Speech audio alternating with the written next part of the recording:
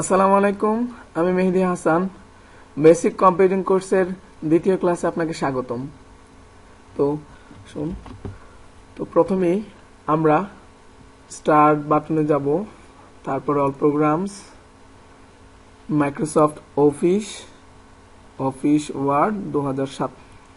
ওকে, আসুন আগে আমরা মাইক্রোসফট অফিস ওয়ার্ড 2007 ডেস্কটপ এনভায়রনমেন্টের সাথে পরিচিত হই। তো এই যে কোনার বাটনটা, এই বাটনটা হচ্ছে অফিস বাটন। তো এখানে আরো অনেক অপশন আছে, new, open, save S etcetera.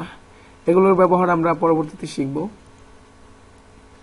কোনার এই যে তিনটা অপশন দেখতে পাচ্ছেন, সেভ, রিড, আনডু, এই অংশটাকে বলা হয় কুইক অ্যাক্সেস টুলবার। ডকুমেন্ট 1 লেখার যে অংশটা, এই পুরোটা অংশকে বলা হয় টাইটেল বার। এখানে ডকুমেন্টের নাম থাকে, আপনি যে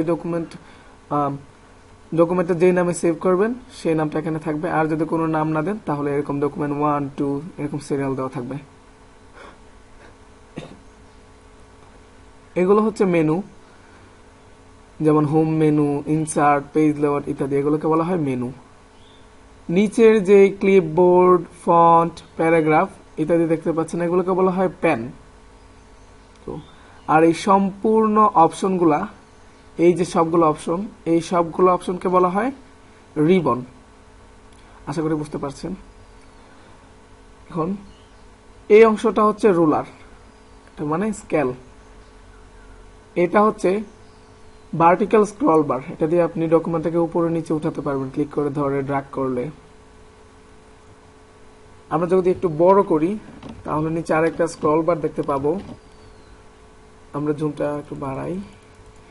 এই যে স্ক্রল বারটা, সেটার নাম হচ্ছে হরিজন্টাল স্ক্রল বার।